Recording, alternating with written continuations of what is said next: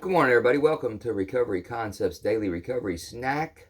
I am Chris. Welcome. Glad you're here. Friday, baby. Friday the 15th, May 15th, and halfway through May. Quick, fast, and in a hurry. Hope everybody's got some exciting stuff going on this weekend. Hope your week's been, reasonably decent to you, shall we say, man. I don't know about good sometimes, work is what it is or whatever, or sometimes generally life and life on life's terms sometimes produces some stuff that ain't so much fun. But whatever it is going on, you know, hopefully Friday is a pivotal point in your week to where things start to slow down a little bit, man. Get into a couple things you want to do instead of what you got to do, so to say. And hopefully you got a good weekend lined up with whatever it is that you enjoy. Again, thank you for joining. Let's dive in here and see what we got going on today. Friday the 15th, May 15th. We have a quote from a Scottish proverb. Let's see. It says, "They talk of my drinking, but never my thirst."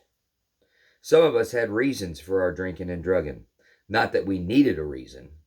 We were looking for comfort or courage to drown our rage, our loneliness, or our hopelessness. We used because we wanted to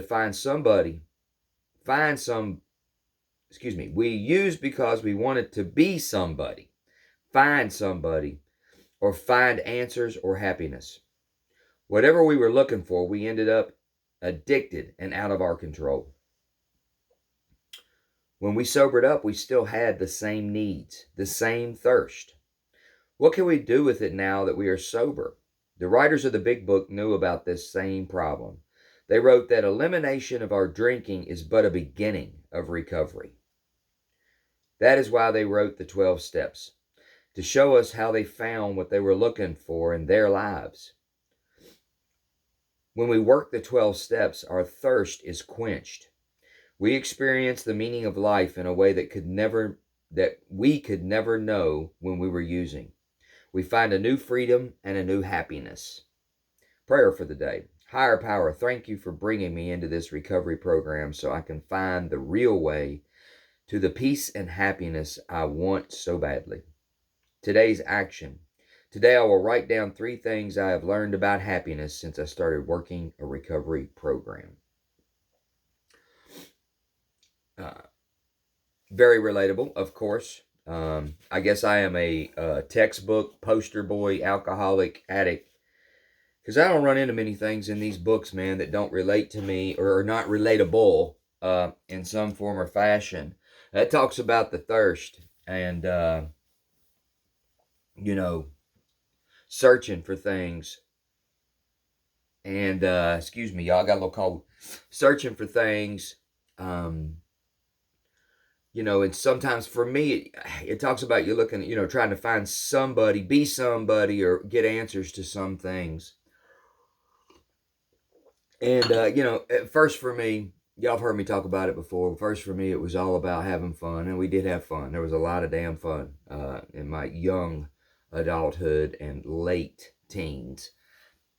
We had a lot of fun. There was a little bit of trouble, of course, because that's kind of wide open, but it wasn't addiction. It wasn't addiction problems. That came later on after heavy usage and over a long amount of time. But the thirst itself, it got to a point for me when I started trying to get cleaned up.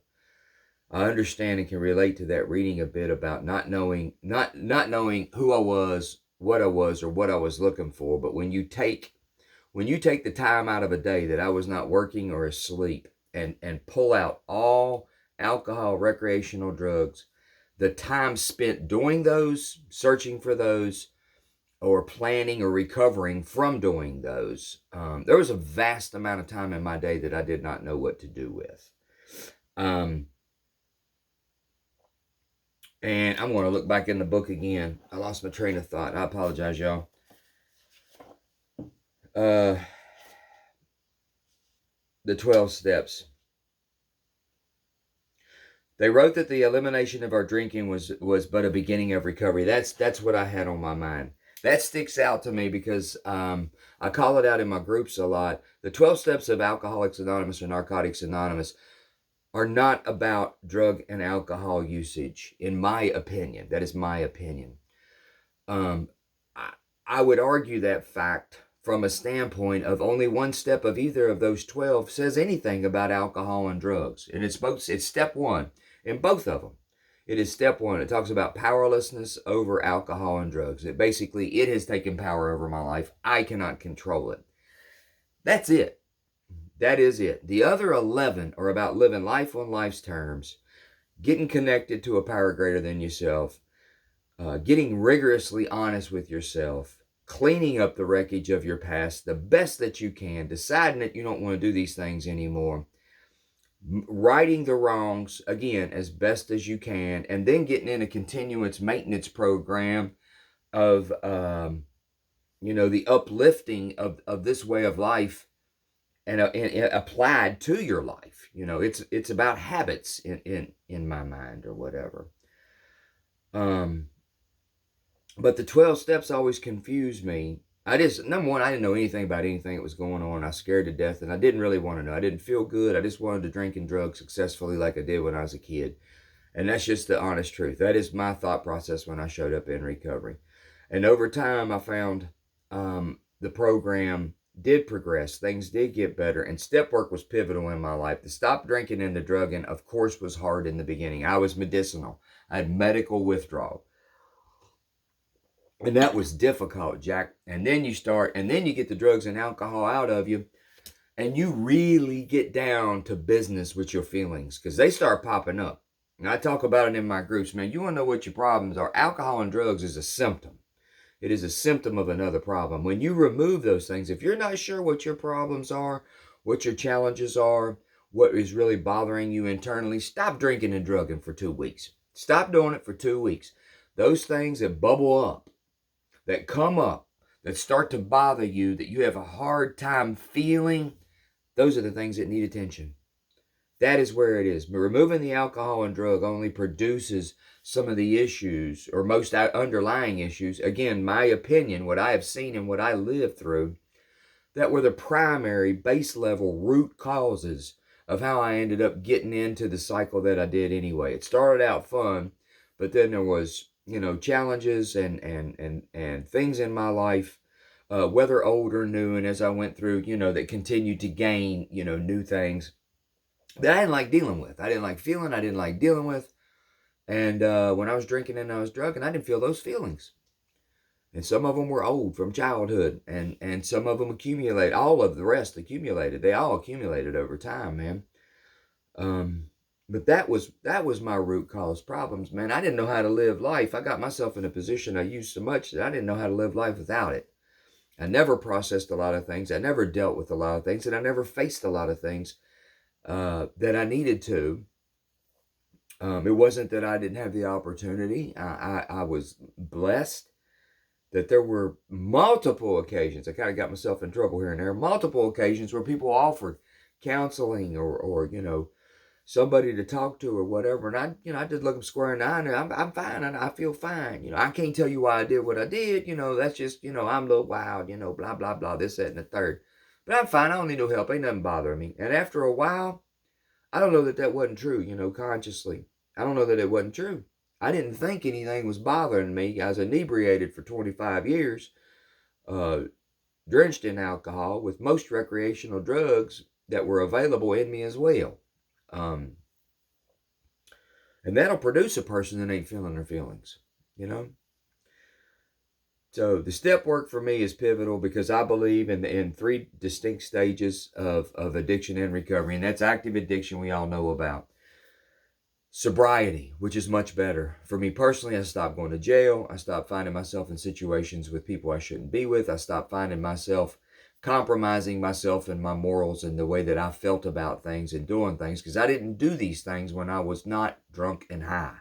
The problem with sobriety, though, is I was not healthy. I had not healed. 12 steps occur, then you have recovery.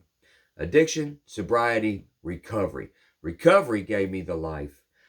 During and post 12-step work, I don't know about post 12-step. It's not really accurate, because I still do step work. I do my first 3 steps every morning. First 3 steps every morning. I can't, you can. I'm going to get out the way and let you. I'm going to get out the way and let you, God. I can't. I screw it up. You can. Everything got better when I got back with you. And I'm going to get out the way. I'm going to let you drive. Things get better.